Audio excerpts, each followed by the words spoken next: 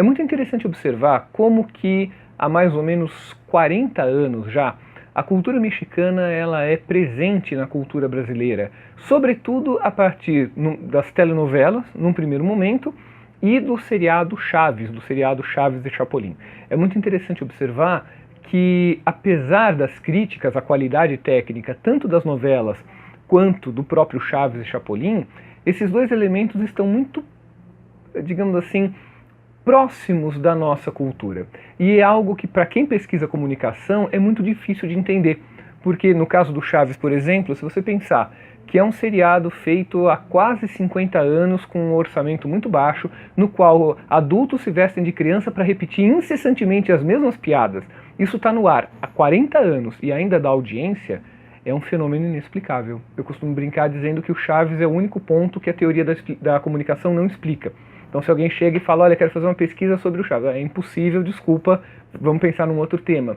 No caso das telenovelas, é ainda mais interessante observar que o Brasil é um dos principais produtores de telenovela do mundo, se não o maior produtor. Nós temos um parque de entretenimento que é a Globo e atualmente também um pouco da Record, que produzem novelas muito interessantes. No caso da Globo, a qualidade do nosso entretenimento é muito boa. A Globo, eu até diria que ela é muito mais ousada nas telenovelas do que em qualquer outro ponto da sua programação. Ela vai trabalhar com temas mais polêmicos, vai trabalhar com questões sociais até pesadas, tal, claro que dentro de um determinado formato, dentro de determinados parâmetros, dentro de uma determinada visão de mundo, tal, mas mesmo assim você tem um grande avanço. E é curioso que nesse cenário, a telenovela mexicana, ou melhor dizendo, a telenovela latino-americana, tenha um público cativo. Então você fala, nossa, nós fazemos as melhores telenovelas do mundo, mas ao mesmo tempo nós importamos telenovelas que têm um padrão muito diferente do nosso, tanto em termos de qualidade de produção, quanto em termos de roteiro. E, no entanto, apesar disso, é muito difícil a gente pensar na cultura brasileira dos últimos 40 anos sem pensar numa devastadora sequência que começa com Desprezo, lá em 1983, passa por Lupita, Chispita, Carrossel, Rosa Selvagem, Esmeralda, a trilogia Marimar, Maria do Bairro, Maria Mercedes, A Usurpadora, todas as Betes de todos os tipos, e chegando até até os dias de hoje com inúmeras reprises e reapresentações. E esse modo de fazer novela é também um modo de contar histórias. A que conclusão que a gente pode chegar num primeiro momento? Nós gostamos do jeito que os mexicanos, que os latino-americanos contam histórias. É alguma coisa que, de alguma forma, vai tocar nas cordas da nossa cultura também. Lembrando que o que a gente costuma chamar genericamente, até com uma certa injustiça, de novela mexicana, é, sobretudo, um modo latino-americano de narrar histórias. Ela tem uma origem num melodrama europeu, inclusive, que é a ideia de você acentuar os detalhes, sobretudo os detalhes emocionais. Então a característica do melodrama é justamente você acentuar todas as emoções. Então a tristeza é muita tristeza, e quando você vê uma cena triste, a novela mexicana não deixa você esquecer que você está vendo uma cena triste. Então a personagem está chorando, a personagem está mal, a música é triste, o close é um close para mostrar que a pessoa está em sofrimento profundo. Para quem assiste com algum distanciamento, chega a ser paradoxalmente cômico, porque é um exagero muito grande. Assim como as reviravoltas e as cenas de vingança, quando a vilã se dá mal no final, ou quando o vilão perde tudo, não deixam espaço para interpretação. Essa característica do melodrama é uma característica que torna a telenovela latino-americana muito, digamos, fácil de entender. Não que a novela da Globo não seja fácil, ou que seja complicada, mas você tem, por exemplo, em personagens de novelas da Globo, uma certa complexidade que na novela latino-americana você não tem. Então na Globo você tem, por exemplo, vilões muito complexos, que têm crises e não são maus o tempo todo. Assim como você tem casais românticos ou mesmo mocinhos que não são necessariamente bons e heróicos e lindos o tempo todo. Mas na telenovela latino-americana você tem essa dualidade muito grande. Então o vilão, ele é todo mal, raramente ele tem uma redenção no final. E o herói é sempre o herói, todo bom. E a mocinha inocente, geralmente, que faz o par romântico, ela é sempre mocinha, inocente e vai sofrer. E haja lágrimas, porque todo mundo vai sofrer. Assim como parece que até uma compensação. Quanto mais se sofre na novela, mais bonito é o casamento do último capítulo. Porque você não duvida que vai ter um casamento no último capítulo, é evidente. Assim como a vilã vai morrer num acidente de carro. Tá? Você já sabe. Quando a gente assiste uma, a gente assiste todas. Mas o legal é ver de novo como que vai ser. Será que dessa vez o carro vai cair de uma estrada ou o carro vai explodir num penhasco? Será que dessa vez a vilã vai enlouquecer no final? Ou como no fim de Rosa Selvagem, a vilã vai... Como é que acontecia? Eu não sei se é no Rosa Selvagem agora. É que são tantas vilãs tão parecidas que caía ácido no rosto dela e ela ficava com todas as marcas, enfim, é justamente para dar aquele final redentor para o público. Você viu só, ela foi má a novela inteira, agora ela teve o que mereceu. Eu entendo a novela latino-americana, sobretudo em termos de uma apropriação cultural, mais do que uma aculturação. Por quê?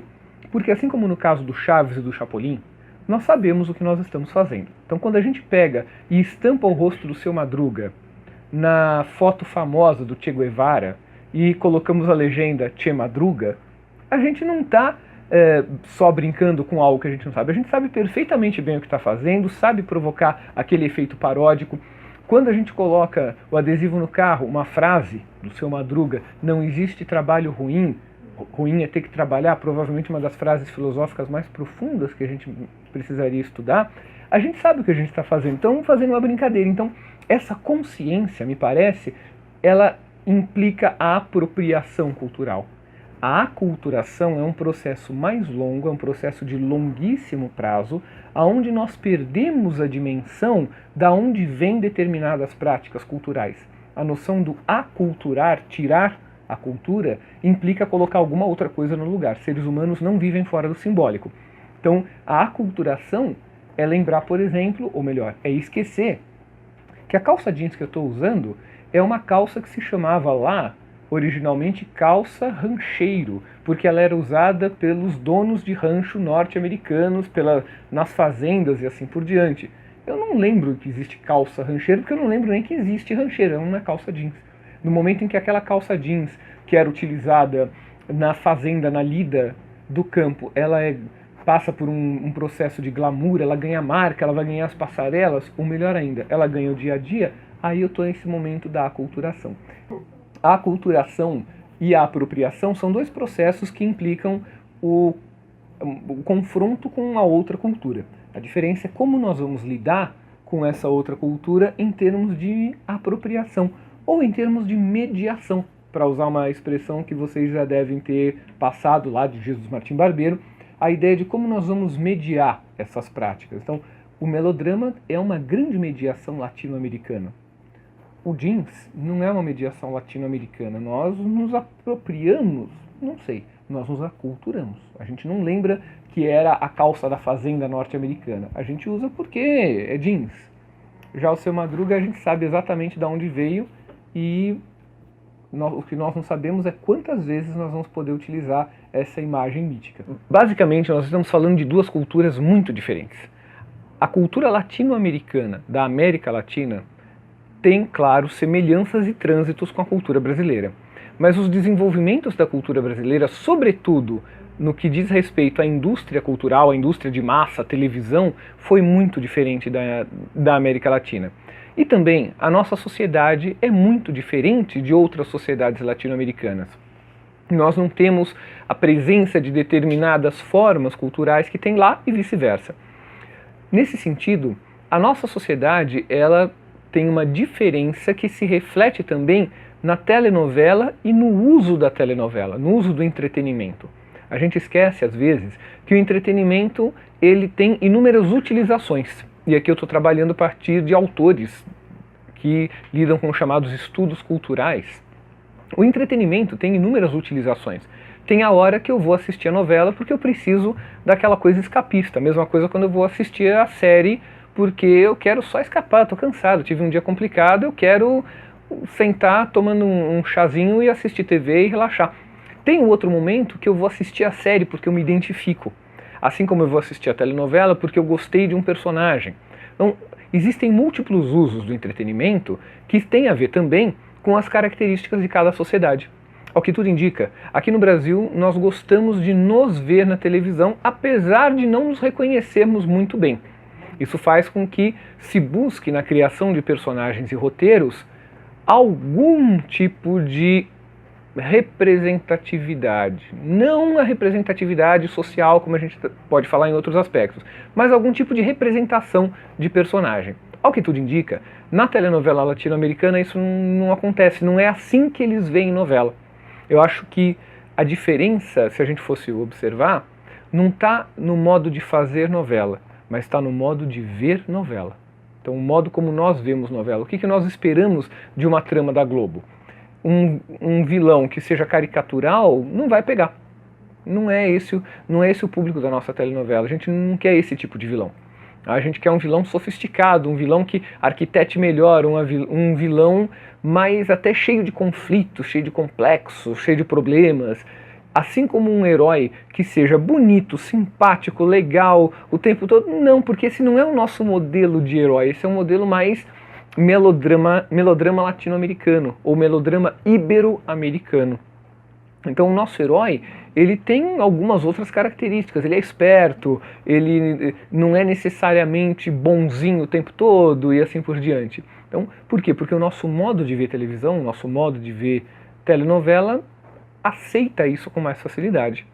Claro que eu não estou excluindo um modelo do outro, prova é que nós temos esse público da novela latino-americana. Mas eu não sei se esse público da telenovela latino-americana é o público da novela da Globo.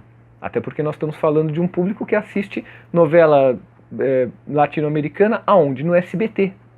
E o Silvio sabe fazer as coisas, ele não brinca. Ele sabe que ele tem um público cativo de uns 20 ou 30% no último índice que eu li, que vai assistir qualquer trama latino-americana que passar.